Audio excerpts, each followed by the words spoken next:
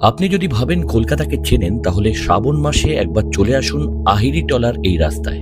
বিশ্বাস করুন, কয়েক ঘন্টার জন্য মনে হবে এ যেন কলকাতা নয়, এ যেন এক মহাদেবের নগরী। চারিদিকে শুধু হর হর মহাদেব ধ্বনি, হাজার ভক্তর ভিড়, ধূপের গন্ধ, ঘন্টার শব্দ আর এক অপূর্ব ভক্তির আবহা।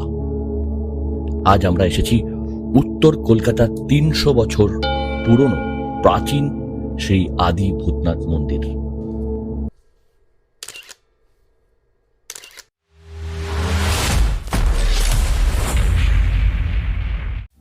দুপাশে সারি সারি দোকান, কোথাও রুদ্রাক্ষর মালা, কোথাও বেলপাতা, ত্রিশূল, ডমরু, শিবলিঙ্গ, গঙ্গাজল, নানান রকম সামগ্রী।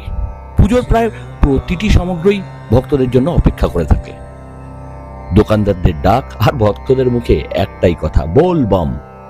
আর মাথার ওপর নানান রঙিন আলোর সাজ ও পতাকার ভিড়। এই পুরো পথটাই যেন মন্দিরের অংশ হয়ে যায়। মন্দিরে পৌঁছানোর আগেই শুরু হয়ে যায় এক অন্য অভিজ্ঞতা। যে রাস্তাগুলো বছরের অন্য সময় সাধারণ উত্তর কলকাতার রাস্তা মনে হয়, শ্রাবণ মাসে সেগুলো যেন এক বিশাল ধর্মীয় উৎসবে পরিণত হয়। এই মন্দির শুধু উত্তর কলকাতার একটি প্রাচীন শিব মন্দির নয়, এটি ইতিহাস ও বিশ্বাসের এক অসাধারণ মিলনস্থল। প্রায় ৩০০ বছরের বেশি পুরনো এই মন্দিরটি অবস্থিত আহিরিটলা ঘাট ও নিমতলা মহাশ্মশানের ঠিক পাশে। লোকের বিশ্বাস অনুযায়ী এক অঘরী সাধক এখানে মহাদেবের ভূতনাথ রূপের আরাধনা শুরু করেছিলেন প্রায় বছর ৩০০ আগে। ভূতনাথ অর্থাৎ সমস্ত জীব আত্মা সৃষ্টির অধিপতি, জন্ম ও মৃত্যুর ঊর্ধ্বে থাকা শিব। এই কারণেই এই মন্দিরে আজও নিমতলা মহাশ্মশানের এক গভীর আধ্যাত্মিক সম্পর্ক রয়েছে বলে শোনা যায়। মন্দিরের অন্যতম বিশেষ আকর্ষণ হল শতাব্দী প্রাচীন ভস্য আরতি। মহাদেবের সেই রূপকে স্মরণ করিয়ে দেয়, যিনি জীবন এবং মৃত্যুকে সমানভাবে গ্রহণ করেন। হয়তো সেই কারণেই এখানে শুধু প্রার্থনা নয়, একটা অদ্ভুত শান্তি অনুভব করা যায়। আজ শ্রাবণ মাস, তাই ভিড়ও ছিল চোখে পড়ার মতো। ছোট শিশু থেকে প্রবীণ, নারী পুরুষ সবাই একটাই উদ্দেশ্যে এসেছেন, মহাদেবের আশীর্বাদ নিতে।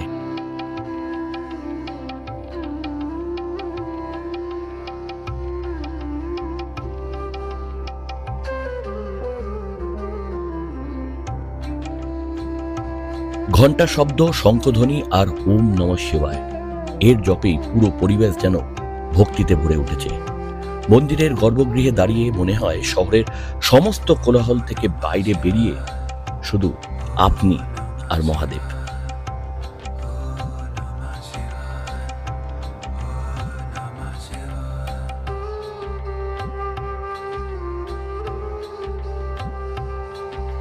যদি কখনো শ্রাবণ মাসে কলকাতায় থাকেন, তাহলে একবার অবশ্যই আসবেন।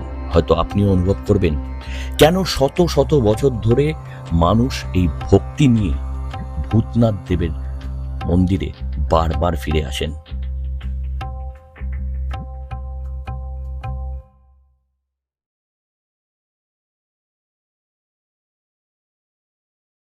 হর হর মহাদেব। ভালো লাগলে অতি অবশ্যই চ্যানেলটাকে সাবস্ক্রাইব করবেন। আপনাদের এই ছোট্ট সাবস্ক্রাইব বাটনটাই কিন্তু আমাদের অনুপ্রেরণা দেয়। ভালো থাকবেন। হর হর মহাদেব।